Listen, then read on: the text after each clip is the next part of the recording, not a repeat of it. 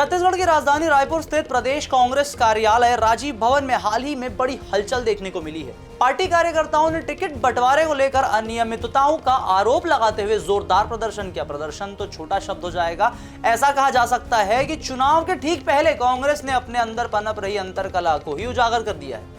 कांग्रेस के कार्यकर्ताओं ने हंगामे के दौरान न सिर्फ तीखी नाराजगी जताई बल्कि आरोप कुछ ऐसे भी हैं कि कई अपशब्दों का भी प्रयोग किया गया। बताइए, इतने माननीय स्तर पर जाकर भी लोग इस प्रकार अपशब्दों का प्रयोग कर लेते हैं। खैर, ये तो सूत्रों से पता चला है। कुछ ही दिनों में नगरीय निकाय चुनाव है, जैसा कि हम सब जानते हैं, जिसके चलते राजनीतिक दल अपने अपने प्रत्याशियों के नामों की सूची जनता के समक्ष रख रहे हैं। जैसे कि दोनों ही पार्टियों ने पहले ही स्पष्ट किया है कि इस बार चुनाव में पूरी पारदर्शिता बरती जाए ताकि निकाय चुनाव सुचारू रूप से संपन्न हो।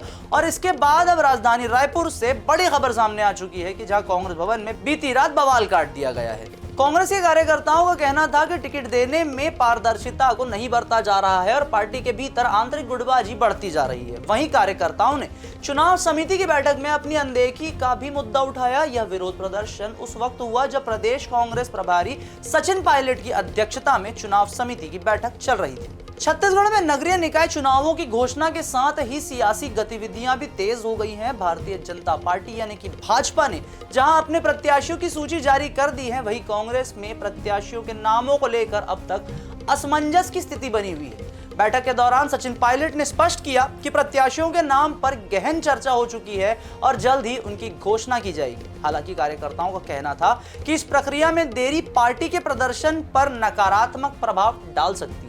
बैठक के दौरान प्रदेश कांग्रेस प्रभारी सचिन पायलट ने कार्यकर्ताओं को समझाने की पूरी कोशिश की। उन्होंने कहा कि कांग्रेस के पिछले 5 वर्षों के कामकाज को देखते हुए पार्टी का प्रदर्शन इस बार पहले से बेहतर होगा।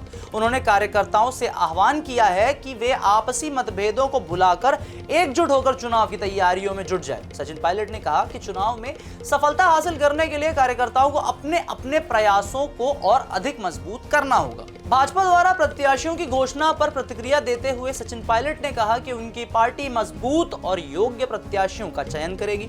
उन्होंने यह भी कहा कि भले ही कांग्रेस प्रत्याशियों के नाम की घोषणा में थोड़ा विलंब हो रहा है, लेकिन यह देरी रणनीतिक है।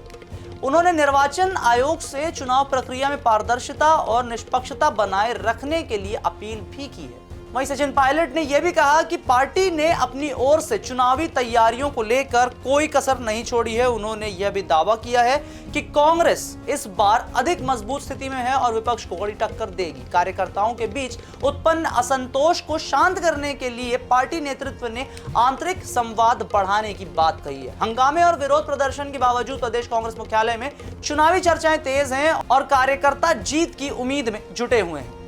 ये सारी बातें तो राजनीतिक गलियारों में चलती ही रहेंगी, वाद विवाद भी होता रहेगा, लेकिन हर बार की तरह एक बार फिर से चुनाव के ठीक पहले कांग्रेस के अंदर की अंतर्कलह फिर से लोगों के सामने आने लगी है। अब आने वाले समय में देखना होगा कि छत्तीसगढ़ की राजधानी रायपुर में कांग्रेस अपनी अंतर्कलह का कोई सोल्यूशन निकाल पाती है या नहीं। वीडियो पसंद है तो इसे लाइक करें, शेयर करें, अपने दोस्तों को अवेयर करें, चैनल को फॉलो सब्सक्राइब करना ना भूलें।